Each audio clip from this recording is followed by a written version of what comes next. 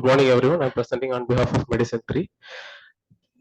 This is Mrs. Y, 40 years old Homa from Javadi Hills, presented with epigastric pain for 6 months, non-radiating, more as after food intake and associated with recurrent episodes of nausea and vomiting. She also complained of recurrent episodes of painless blood in stools for 3 months with no mass descending per rectum. She also gave history of exceptional fatigue, AC fatigue and exceptional dyspnea for the last 3 months. There is no associated cough, chest pain, palpitation, syncope, seasonal variation or decreased urine output. She also gave history of unintentional weight loss with loss of appetite for 10, almost 10 kgs over 6 months. Past history, she has no comorbidities. Personal history, no addiction. She is non-vegetarian by diet. Family history, there is no history of gastrointestinal malignancy in the family. Her vitals at presentation, she was tachycardic pulse rate of 120, BP was 160, respiratory was 20. She had pallor with no icterus, clubbing, cyanosis, pedal edema. She had left cervical grade 2 lymphadenopathy and platinum was present. Other system examination were normal. In addition to that, she had an interesting general examination finding. She had a hyperpigmentation over her lower lips, such of a lip melanosis. Any idea what is the diagnosis?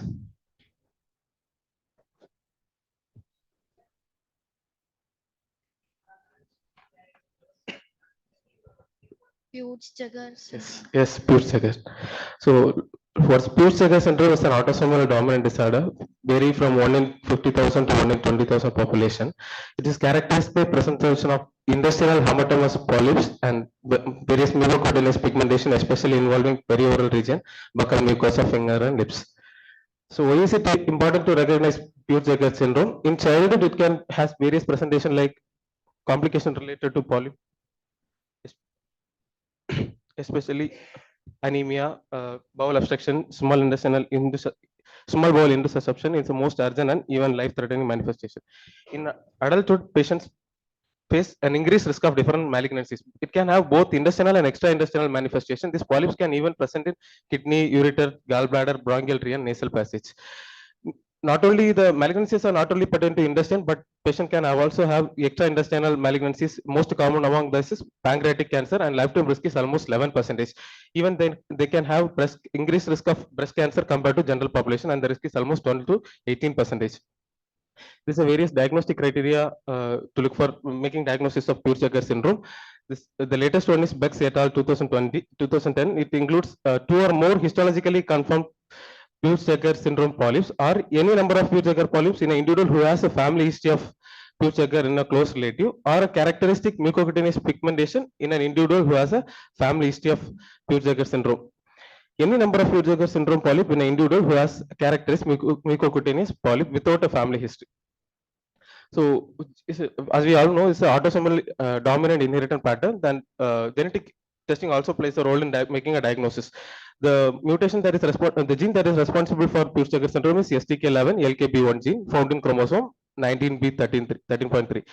If a patient is clinically fits in the diagnostic criteria of PSJ, genetic germline screening is actually warranted regardless of the age. However, even though if clinical criteria is fulfilled and germline mutation variant is not found, it can even be labeled as Peutz-Jeghers syndrome because there is various unknown mutations that are yet to be identified.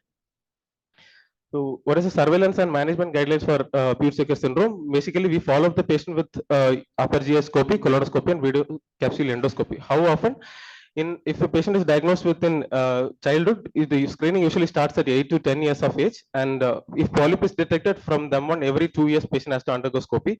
If polyp is not if no polyp at initial screening, repeat at 18 years of age or sooner if symptoms arise, and then subsequently every 2 years. As I told previously, the malignancy risk is not only pertaining to intestinal, there is other extra-intestinal malignancy risk is also high compared to general population. Especially, patient can have a cervical malignancy, so annual pap smear screening is warranted. Clinical breast examination annually and annual mammography after 30 years of age. And the most common extra-intestinal malignancy reported in this population is pancreatic CA. The screening of pancreatic malignancy is also warranted by MRCP or endoscopic ultrasound every 2 years from 35 years of age. They also have increased risk of testicular malignancy. Testicular examination is also warranted. So, our patient underwent upper GI and lower GI scopy, had multiple polyps, and the biopsy show features suggestive of hematomatous polyp. Our patient, in addition to this, had a significant weight loss with loss of appetite. An initial scopy showed a periambulary growth. However, biopsy is not suggestive of malignancy, so she underwent MRCP and ultrasound thyroid. There is clinically there is no breast palpable breast nodes also.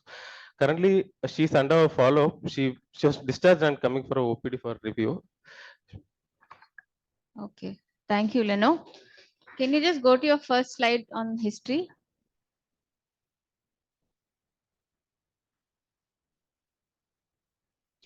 So I think the history we have to quantify a bit more. Your second point, no, recurrent episodes of painless blood in stools. How much blood? Was it mixed with stools? Was it separate, right? No, ma'am. Fresh blood mixed with stools. Okay. Any melena that she has had? No, ma'am. She didn't complain of melena. What is the volume? I mean, how much of, was it just a small amount or was she having large amounts of blood in stools? Okay, we need to take some more history to understand, So why do you think she had weight loss? One possibility, she had dyspeptic syndrome, appetite is less. She's not, because pain is significant. Her main complaint is pain. So what is the cause of pain that you found? Ma'am, H. pylori is, she had a gastritis, H. pylori gastritis. She had a H. pylori infection. Yes. Okay. You didn't tell us that, no? Okay.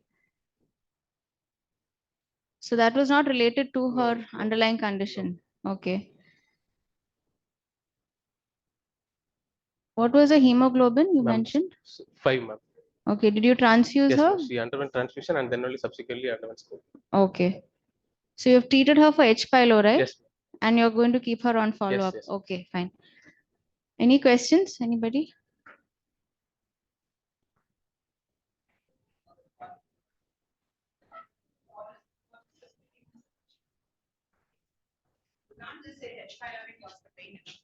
They usually have a structural cause for the pain, like a peptic ulcer disease and ulcer.